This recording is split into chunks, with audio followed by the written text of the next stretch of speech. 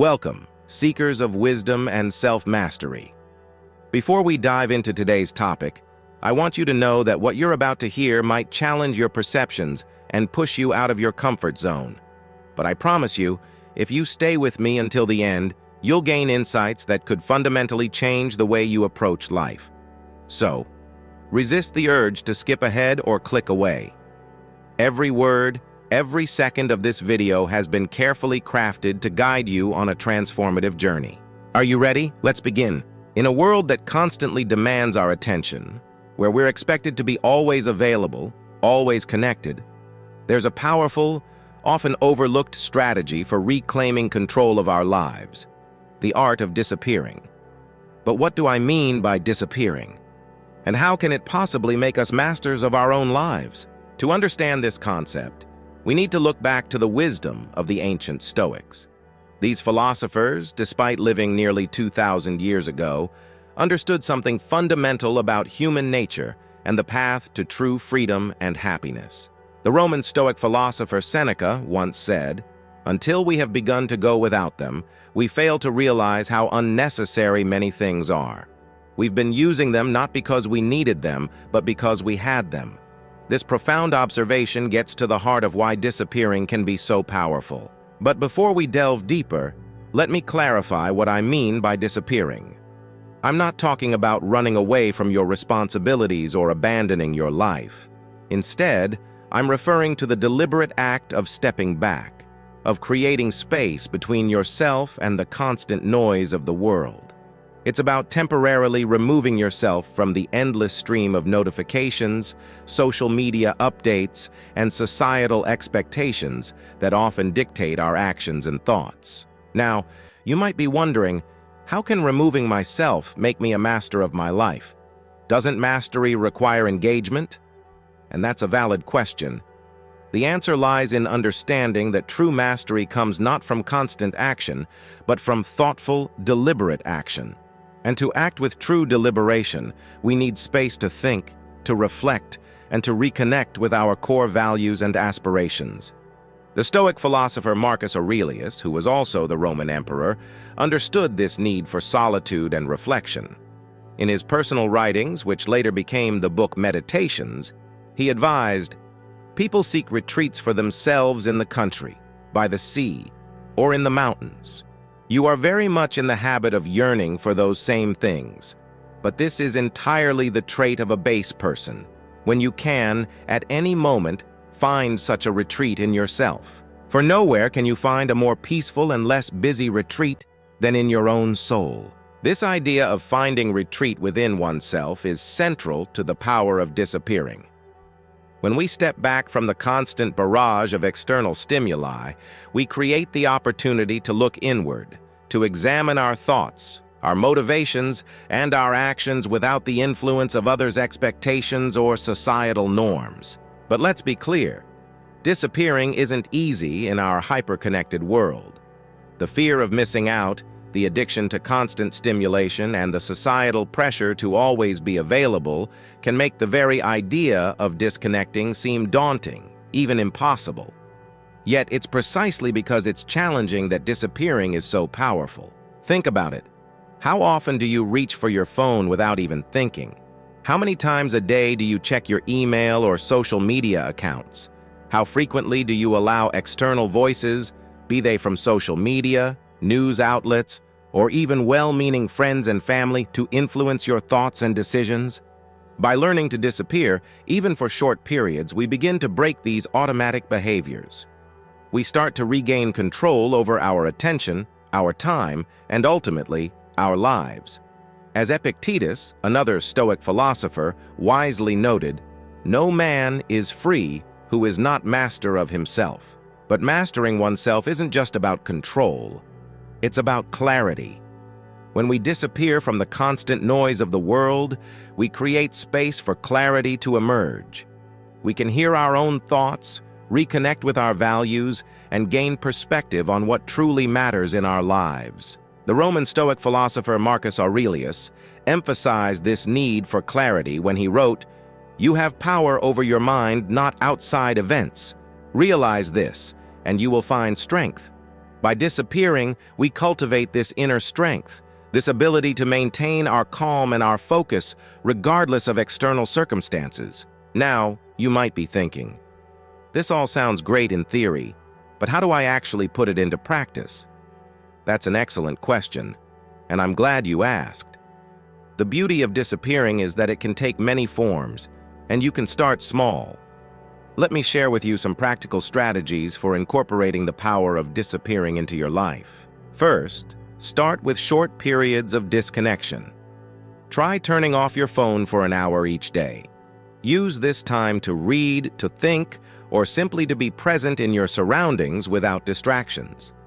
As you become more comfortable with this, gradually increase the duration of these periods. Second, create physical spaces for disappearing. This could be a corner of your home dedicated to quiet reflection, or a favorite spot in nature where you can go to escape the digital world. Remember Marcus Aurelius's words about finding retreat in yourself? These physical spaces can serve as triggers to help you access that inner retreat. Third, practice mindfulness and meditation. These ancient practices, which align closely with Stoic philosophy, are powerful tools for disappearing from external distractions and reconnecting with yourself. Even a few minutes of mindful breathing each day can have a profound impact on your ability to maintain clarity and control in your life. Fourth, regularly evaluate your commitments and obligations. The Stoic philosopher Seneca advised, "We must take care to live not merely for a long time, but for long enough." By periodically disappearing from your routine, you create the space to assess whether your current commitments align with your values and long-term goals. This allows you to make conscious choices about how you spend your time and energy. Fifth, embrace solitude. In our society, being alone is often equated with loneliness, but this is a misconception. Epictetus said, "If you want to improve, be content to be thought foolish and stupid." Sometimes choosing solitude might seem strange to others, but it's a crucial component of disappearing and gaining mastery over your life. Now, I want to address a concern that might be arising in your mind. You might be thinking, but won't disappearing make me less productive, less successful? This is a common worry, but it's based on a misunderstanding of true productivity and success. You see, constant busyness is not the same as true productivity. In fact, it's often the opposite. When we're always engaged, always responding, always doing, we're often just reacting to the world around us rather than consciously choosing our actions. True productivity and true success comes from aligned, purposeful action, and that kind of action requires the clarity and self-awareness that come from disappearing. The Stoic philosopher Seneca understood this well. He wrote, "It is not that we have a short time to live, but that we waste a lot of it. Life is long enough, and a sufficiently generous amount has been given to us for the highest achievements if it were all well invested." By disappearing, we invest in ourselves, in our clarity of thought and purpose. This investment pays dividends in every area of our lives. But let's be honest, disappearing isn't always easy. Our modern world is designed to keep us constantly engaged, constantly consuming. Social media platforms, news sites, even our work environments are often structured to demand our continuous attention. Choosing to disappear even temporarily can feel like swimming against the current. This is where the teachings of Stoicism become particularly relevant. The Stoics emphasize the importance of focusing on what's within our control and accepting what isn't. Epictetus famously said, "There is only one way to happiness, and that is to cease worrying about things which are beyond the power of our will." When we choose to disappear, we're exercising control over one of the few things truly within our power, our attention. We're making a conscious decision about how we engage with the world around us. This act of choice, this exercise of will, is itself an act of mastery. Moreover, by disappearing, we train ourselves to be less reactive to external stimuli. We become less swayed by the opinions of others, less buffeted by the constant stream of information and misinformation that surrounds us. we develop what the Stoics called ataraxia, a state of serene calmness. Now, I want to be clear. The goal of disappearing isn't to completely disconnect from the world or to avoid all responsibilities. Rather, it's about creating a healthy balance, about ensuring that when we do engage with the world, we do so from a place of clarity, purpose, and self-awareness. Think of it like breathing. We need both inhalation and exhalation to live. In the same way, we need both engagement and retreat, both connection and solitude, to truly thrive. Disappearing gives us the exhalation, the retreat, the solitude that allows us to engage more fully and purposefully when we return. But what does this look like in practice? Let me share a personal anecdote that illustrates the power of disappearing. A few years ago, I found myself overwhelmed with work, constantly responding to emails, always available on my phone, and perpetually stressed. I was successful by many external measures, but I felt disconnected from myself and my purpose. Inspired by Stoic philosophy, I decided to experiment with disappearing. I started small, with just 30 minutes a day of complete disconnection. No phone, no computer, no distractions, just me, my thoughts, and sometimes a book of Stoic philosophy. At first, it was uncomfortable. I felt anxious about what I might be missing, what urgent matters might be going unattended. But as I continued this practice, expanding it gradually, something remarkable happened. I found that in these periods of disconnection, my mind became clearer. I was able to see the bigger picture of my life and work. I began to make better decisions, not just reacting to whatever seemed most urgent in the moment, but considering what was truly important in the long term. More surprisingly, I found that my relationships improved. When I was with people, I was truly present, not half distracted by my phone or my to-do list. My work became more focused, and paradoxically, I accomplished more by doing less. This personal experience taught me the truth of what Seneca meant when he said, "It is not that we have a short time to live, but that we waste a lot of it." By disappearing, I stopped wasting my time and attention on things that didn't truly matter. I became the master of my own life rather than a slave to external demands and distractions. Now, you might be wondering, that's great for you, but how can I apply this in my own life? Remember, the power of disappearing lies not in grand gestures, but in small, consistent actions. Here are some practical steps you can take to start incorporating the power of disappearing into your life. First, start your day with a period of disconnection. Before you check your phone or email, take 15 minutes to sit quietly, to meditate, or to read something inspiring. This sets the tone for the day, allowing you to approach your tasks from a place of calm clarity rather than reactive urgency. Second, schedule regular disappearing times throughout your day. These can be as short as 5 minutes. Use these moments to step away from your desk, to take a short walk, or simply to sit and breathe.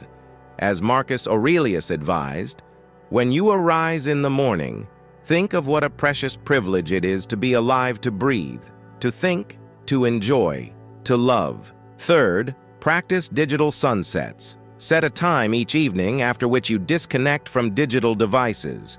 Use this time to connect with loved ones, to reflect on your day, or to engage in activities that nourish your soul. Remember Seneca's words, "We must indulge the mind, and from time to time allow it the leisure which is its food and strength." Fourth, take regular disappearing days. Once a week or once a month, take a full day to disconnect from technology and social obligations. Use this time for deep reflection, for pursuing personal projects, or simply for being present in the world around you. As Epictetus said, if you want to improve, be content to be thought foolish and stupid. Don't worry about what others might think of your choice to disconnect. Fifth, practice mindful engagement. When you do reconnect after periods of disappearing, do so with intention. Ask yourself, is this worthy of my attention right now? This mindful approach to engagement helps you maintain the clarity and purpose you've cultivated during your times of disappearance. Now, I want to address a common concern. You might be thinking, this all sounds great, but I have responsibilities. I can't just disappear whenever I want. And you're right. The art of disappearing isn't about neglecting your duties or isolating yourself from the world. It's about creating balance and maintaining perspective. The Stoic philosopher Heracles talked about expanding circles of concern, from self to family to community to all of humanity. By disappearing, we're not shrinking these circles, but rather ensuring that we engage with them from a place of clarity and purpose. We're ensuring that we have the inner resources to truly show up for our responsibilities and relationships. Moreover, by practicing the art of disappearing, we become better equipped to handle the inevitable challenges and setbacks of life. As Epictetus wisely noted, it's not what happens to you, but how you react to it that matters. When we've cultivated inner calm through the practice of disappearing, we're better able to respond to life's ups and downs with equanimity and wisdom. But let's be honest, implementing these practices isn't always easy. Our modern world is designed to keep us constantly engaged, always connected. Choosing to disappear, even temporarily, can feel counterintuitive, even anxiety-inducing at first. This is where the Stoic virtue of courage comes into play. Seneca said, "It is not because things are difficult that we do not dare, it is because we do not dare that things are difficult." Daring to disappear, to step back from the constant noise and demands of the world, requires courage. But it's a courage that pays enormous dividends in terms of personal growth and self-mastery. Remember, the goal isn't to completely isolate yourself or to avoid all responsibilities. It's about creating a healthy balance between engagement and retreat, between connection and solitude. It's about ensuring that when you do engage with the world, you do so from a place of clarity, purpose, and self-awareness. As you begin to incorporate the practice of disappearing into your life, you may find that it feels uncomfortable at first. You might experience anxiety about what you're missing, or guilt about taking time for yourself. This is normal. The Stoics recognize that growth often involves discomfort. As Seneca put it, no man is more unhappy than he who never faces adversity, for he is not permitted to prove himself. But as you persist, you'll likely find that these feelings of discomfort begin to fade. In their place, you'll discover a growing sense of calm, clarity, and control. You'll start to notice that you're making better decisions, that your relationships are improving, and that you're able to focus more deeply on what truly matters to you. You might also find that your perspective on time begins to shift. In our busy, always-on world, it's easy to fall into the trap of thinking we never have enough time. But as Marcus Aurelius reminds us, you could leave life right now. Let that determine what you do and say and think. This isn't meant to be morbid, but rather to highlight the preciousness of our time and the importance of using it wisely. By disappearing regularly, we create the space to reflect on how we're using our time. We can ask ourselves, are we allocating our time and energy in ways that align with our values and long-term goals? Are we making time for what truly matters, or are we allowing the urgent to crowd out the important? As you continue this practice, you may find that your relationship with technology begins to change. Instead of being controlled by your devices, you'll start to use them more intentionally as tools to support your goals and values rather than as constant sources of distraction. You might also notice changes in your relationships. When you're fully present with others, not half distracted by your phone or your to-do list, you'll likely find that your connections deepen and become more meaningful. As Epictetus said, "We have 2 ears and 1 mouth, so that we can listen twice as much as we speak." By disappearing from distractions, we create the space to truly listen and connect. But perhaps the most profound change you'll notice is in your relationship with yourself. In the quiet moments of disappearance, you'll have the opportunity to reconnect with your inner voice, to clarify your values and aspirations, and to cultivate a deeper sense of self-awareness. This self-awareness is key to becoming the master of your own life. As Epictetus wisely noted, no man is free who is not master of himself. By disappearing regularly, you're not just mastering your time and attention, you're mastering yourself. Now, As we near the end of our exploration of the power of disappearing, I want to emphasize that this is not a one-time practice, but a lifelong journey. The Stoics understood that wisdom and self-mastery are not destinations we reach, but paths we continually walk. As you incorporate the practice of disappearing into your life, you'll likely find that it becomes easier and more natural over time. What once felt like a challenging exercise in self-discipline may become a welcome respite, a chance to recharge and reconnect with yourself. Remember, the goal is not perfection. There will be days when you struggle to disconnect, when the pull of the outside world feels too strong to resist.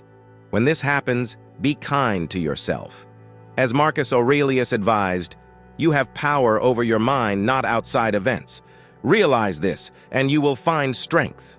The power of disappearing lies not in doing it perfectly, but in the consistent effort to create space in your life for reflection, for clarity, for intentional living. Each time you choose to step back, to disconnect, to disappear, you're reinforcing your ability to be the master of your own life rather than a slave to external demands and distractions. As we conclude, I want to leave you with one final thought from Seneca. He said, "As long as you live, keep learning how to live." The practice of disappearing is, at its core, about learning how to live more fully, more intentionally, more in alignment with your true self and your deepest values. So, I challenge you. Start today. Choose one small way to incorporate the power of disappearing into your life. Maybe it's turning off your phone for an hour, or taking a solitary walk in nature, or simply sitting in quiet reflection for a few minutes before bed. Whatever it is, take that first step. And as you do, remember the words of Epictetus: first say to yourself what you would be, and then do what you have to do. By choosing to disappear, you're choosing to be the master of your own life. You're choosing to live with intention, with clarity, with purpose. Thank you for joining me on this exploration of the power of disappearing. Remember, the journey to self-mastery is ongoing, but with each step, with each moment of intentional disconnection, you're moving closer to becoming the true master of your life. Until next time, may you find strength in solitude, clarity in quiet, and mastery in mindful living. Farewell, and may your journey of disappearing lead you to the fullest expression of yourself.